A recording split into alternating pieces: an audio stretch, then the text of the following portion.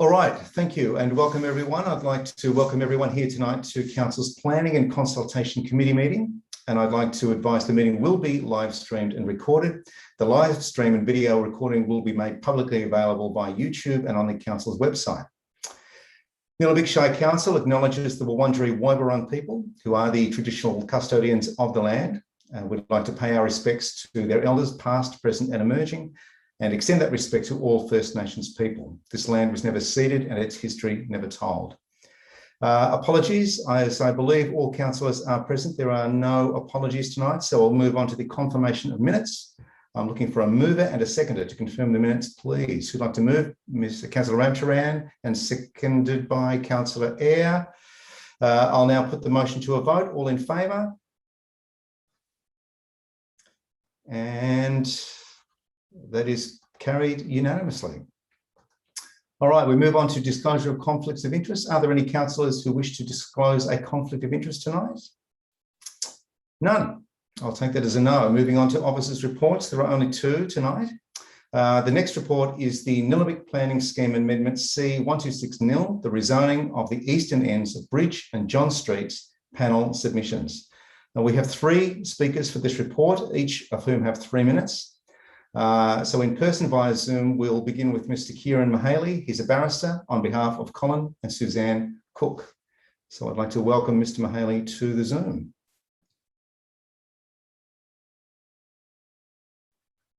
Mr. Mahaley, you have the floor or the screen, as the case may be. And I think you're muted. So I'll ask you to unmute yourself. Thank you, Councillor. Yeah, great. Thank you, committee members, Councillor, Deputy Mayor and Mayor. The Cooks, for whom I act, are the registered proprietors of 86 John Street. They have been so since 9th of October 1989, and throughout their ownership of their property, they've also been in possession of some land which is beyond their title, land which is part of the road marked R1 on plan of subdivision LP 111947.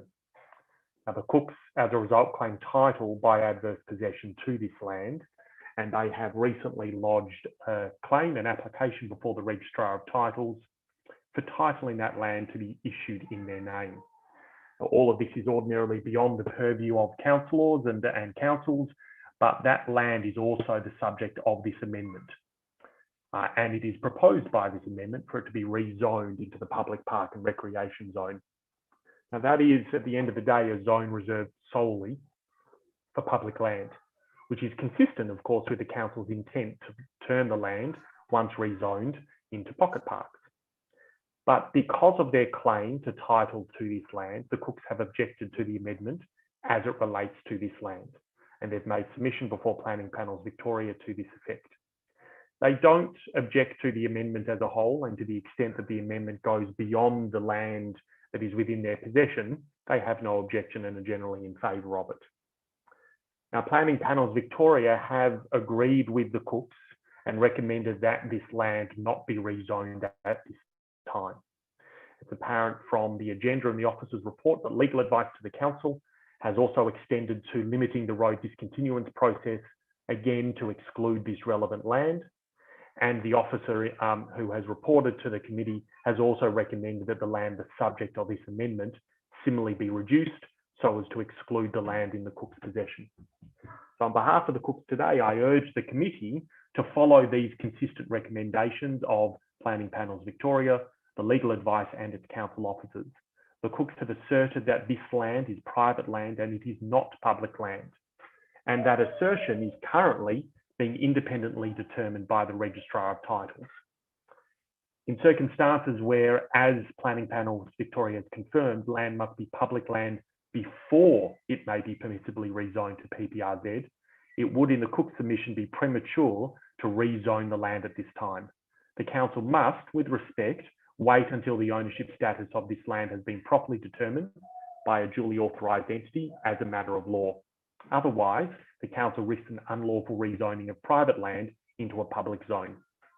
Now, it's acknowledged that the effect of this could be to hold up the amendment as a whole, but it would be preferable to all concerned to exclude the land from the amendment, which would then remove the Cook's objection. Thank you very much, and almost exactly on time. Most impressive. Councillors, are there any questions of the submitter? Yes, Mayor Perkins. Yeah, thanks for submitting, Karen. That was good. Have you got any idea of, you know, from the Register of Titles, how long it might be until they determine the ownership? I must admit that as a barrister, once things get submitted, it tends to be left with solicitors more than with me to see them run their course. It is not a short process, though. I understand it's certainly a process measured in months, and I believe, and I don't want to speak out of turn, but I have a feeling that the registrar at the moment is looking at well in excess of 6, sometimes in excess of 12 months to assess these. Right. And just one other one, Kieran, were you able to establish who owns the land? The land is actually owned by the Crown, is it? Or no. Sorry to interrupt, Mayor. The land is owned by 2 private individuals, the Crows, and the land was originally part of a much larger subdivision which created 86 John Street and a whole heap of others. I think if I can try and read between the lines when reviewing the titles, this land was intended to be used to widen John Street as a road reserve, but it's apparent from surveys that the fencing never changed. Even after it became subdivided land and theoretically this was a road reserve, the fencing always included this land within the titles that it abutted. So whatever the intention was at the beginning, and it was left in private ownership, it then just was left in possession of who owned 86 John Street from time to time. So were the Crows the people who did the original subdivision, or they own the land on which the original subdivision was? Yeah, were they? Both is my understanding. So they owned the land, a large amount of the land, including 86 and this part of the road reserve. They would have caused the original plan of subdivision LP 111947 to have been lodged, and then slowly sold off parcels in the way that they did. Right. Okay. So you know, just to summarise, this is not council land that is proposed to be compulsory or not compulsory required. Adverse possession. Adverse possession. This is the Crows land you submit. Quite right. So according to titles, the land that my clients are interested in is private land owned by the Crows. It has been acquired, or they allege that it's been acquired as private land. It's not council land. In fact, in all honesty, if it were council land, this would be a very different submission and perhaps quite a lot of different force to it. But it's all private land that was set aside to be a road, but never in fact formed as such. Fair enough. Thank you. Any other councillors like to ask Mr. Mahaley any questions? No, I'd like to thank you, Mr. Mahaley, for your submission. Thank you very much. Thank you for your time. We're going to move on to the second of the speakers, and it's Richard Sherman, who is coming into the waiting room now. He should appear on our screens any second as he comes in from the waiting room and unmutes himself. Oh, yeah, there he is. There he is, unmutes himself. Richard, are you there? You might have to unmute yourself.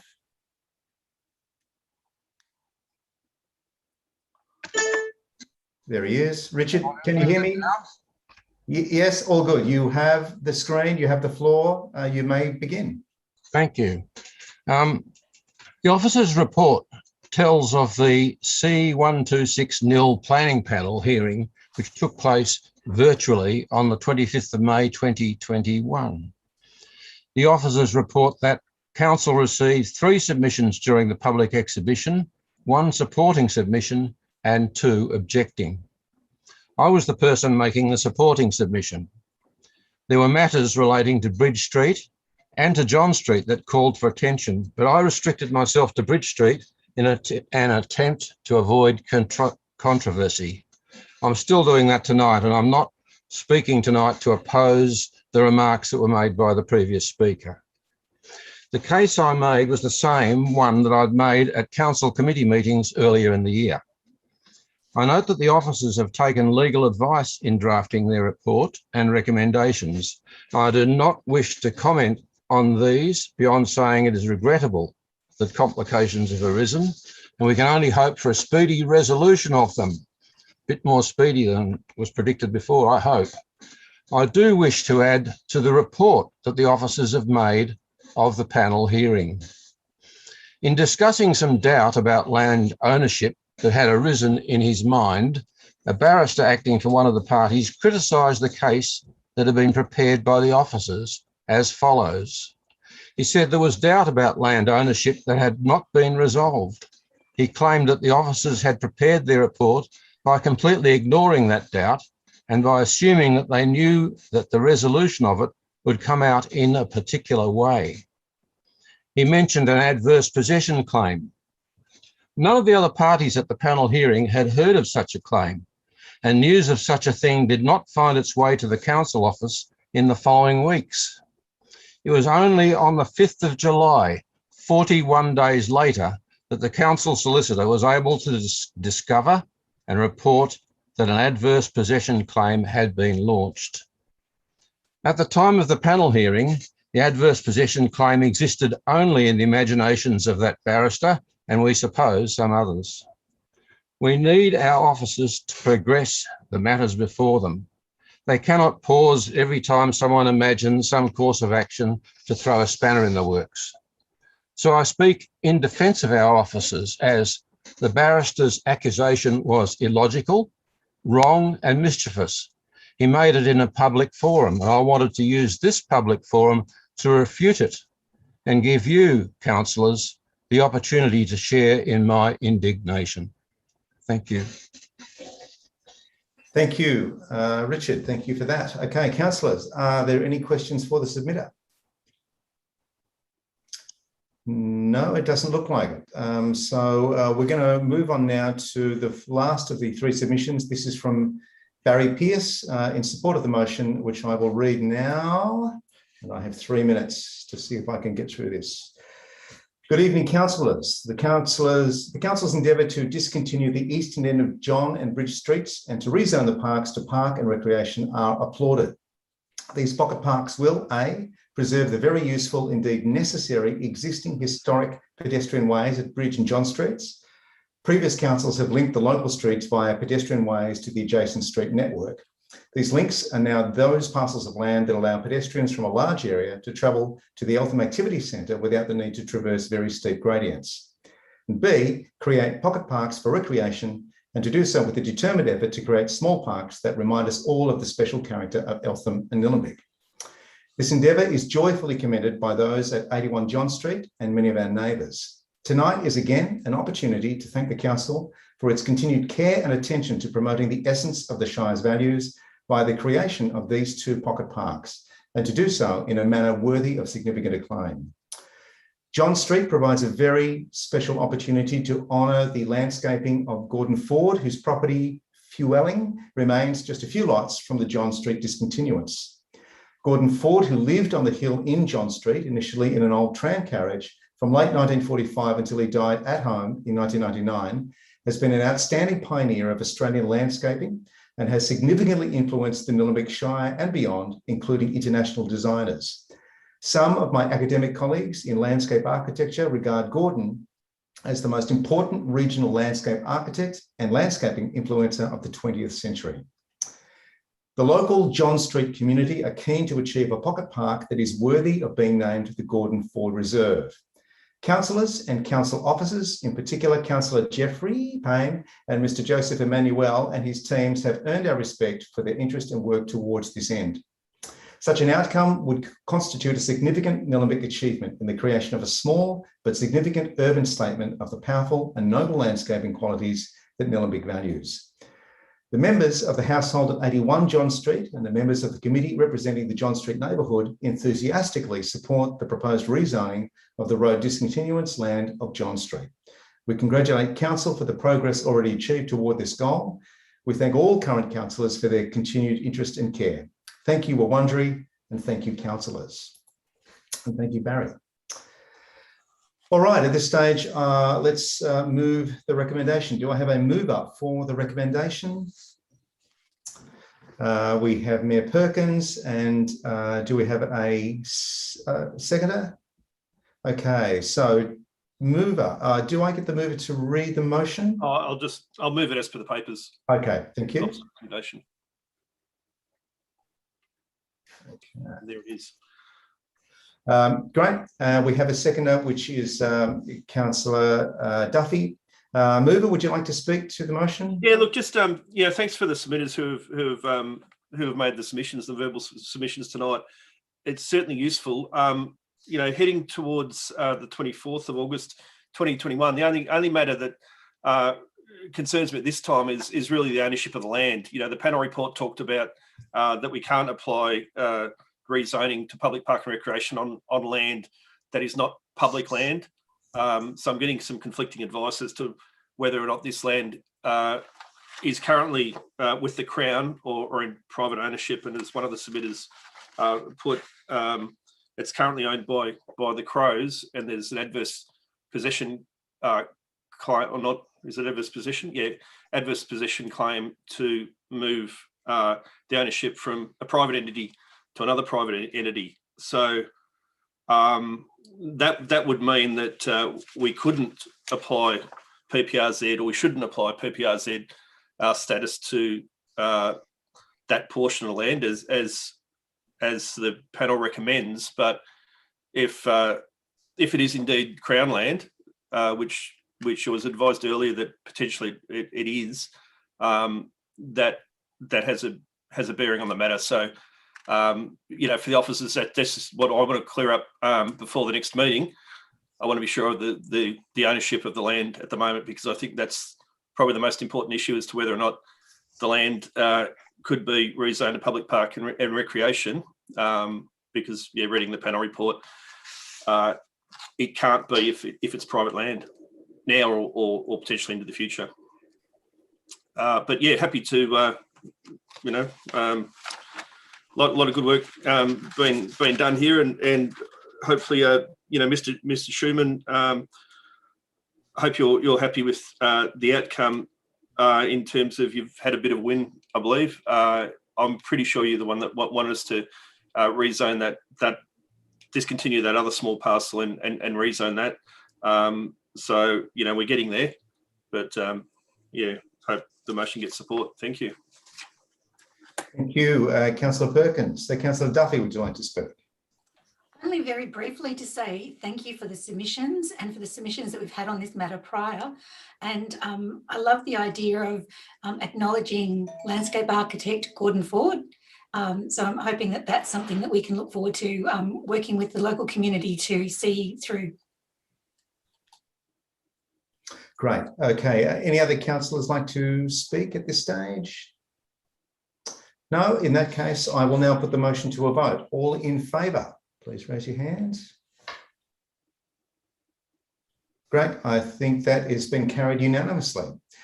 The next report tonight is the response to public exhibition of planning scheme amendment C133, and we have one speaker for this report. It's Jim Connor on behalf of the Eltham District Historical Society, and we're just waiting for Jim to be admitted from the waiting room. There he is with the mud brick wall about to appear on screen any second now. And I'm waiting for Jim to, there he is. Can you hear us, and can we hear you? I can hear you, councillors. Thank you very much. Can you hear me? I can indeed, and I can see a certain Mr. Marshall behind you as a screensaver, very apt. Okay, Jim, you have the floor. Thank you very much, councillors, and thanks for the opportunity to speak this evening. I'm speaking as president of the Eltham District Historical Society. Alan Marshall, writer and humanist, was born in 1902 and contracted polio at the age of 6 when at primary school in rural Victoria. His physical disability generated his lifelong desire to record life as it really was. In 1920, the family moved to Diamond Creek so he could study at Stotts Business College. His first job was actually at the Shire of Eltham offices in Kangaroo Ground before they were burnt down. He became a prolific writer with an extensive literary career. Millions of copies of I Can Jump Puddles, his best-known book, were sold worldwide, including in translation in Russia and Eastern Europe.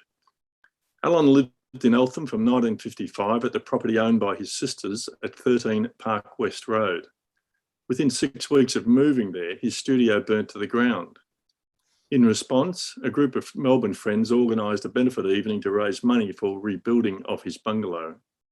He lived and worked there between 1955 and 1972, with several of his important publications written within its walls. During this time, the bungalow became a hub of literary and cultural life in Eltham. He became a key defender of the Shire's natural and cultural heritage, including in publications such as Pioneers and Painters, written to commemorate the centenary of the Shire of Eltham in 1971. He continued to write prolifically, producing several more collections of short stories and humorous sketches.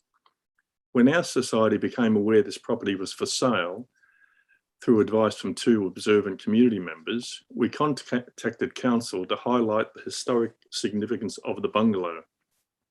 The Eltham District Historical Society is very pleased council officers initiated investigations, including obtaining a heritage report on the property, and we support the proposal to amend the heritage overlay in order to protect the structure known as the Alan Marshall Bungalow and surrounds. As it is understood, the bungalow remains at the rear of the house and is largely unaltered, although in poor condition. We ask council to take whatever action is legally possible to require the current owners to restore and maintain the bungalow. We also ask that any planning application for this property be advertised. Alan Marshall's name is perpetuated locally by council's Alan Marshall Short Story Award, in the realistic statue by Marcus Skipper outside the Eltham Library, and in the Alan Marshall Reserve in Main Road, Eltham. Please note the correct address is 13 Park West Road, not Park Road West, as stated in the council papers. Thank you, councillors. Thank you, Jim. And I'll hand over to councillors to see if there's any questions for Jim Connor. We've got one from Mayor Perkins. Good on you, Jim. Thanks for that submission. Just very quickly, is Alan sitting in the bungalow behind you, or is that somewhere else? That is Alan sitting in his bungalow when he was working on Pioneers and Painters. Right. And his secretary there is Pat Wiltshire, who was Alan Marshall's secretary from about 1962 to 72, and she typed actually everything that Marshall wrote in those years. And so that's the actual bungalow. So that is the actual bungalow, but I understand from looking at the very detailed and comprehensive heritage report prepared by Context Council's heritage advisors, that the bungalow is in a dilapidated condition, and it does require some work to bring it to a stage where it is warranted keeping. That's why I'd ask council to take whatever action to encourage or require the current owners as part of their subdivision application to actually improve the condition of that building. Thank you. Okay, yes, we've got Councillor Duffy, a question for Jim. Thank you, Jim, and thank you for all of the work that you do in maintaining a cultural and heritage history in our Shire. The question I've got, you might not be able to answer, but I'm trying to get an idea of the dilapidated state of the bungalow and the costing that could be required of the owners of that land to, make it, to restore it as you are hoping it would be. Haven't worded that very well. Let's say it again. Do you have an idea of the rough cost to be able to bring this historic building up to scratch? I understand the question. Thank you very much, and thanks for your comment of support. We haven't seen the bungalow, and so we would not have any idea of the cost of restoring. But I would hope the current owners could see that actually restoring the bungalow would actually produce a creative space, or a space that could be utilised for other purposes. It doesn't necessarily need to be a bungalow, but it could be used for whoever purchases the front house property that is associated with the bungalow. So that's just a matter of perhaps negotiation with the current owners or the subsequent owners of the building.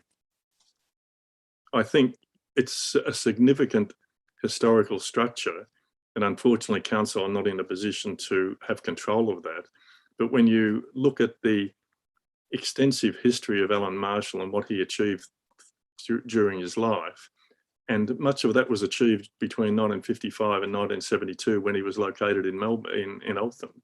So I think it is a valuable element of our cultural history that needs to be preserved however we can achieve that.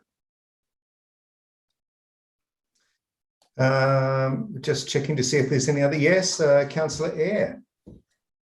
Hi, Jim, and thanks for coming in support of Alan Marshall's bungalow. I'm interested to know, does Alan Marshall have any family local to our community or within Victoria or nearby?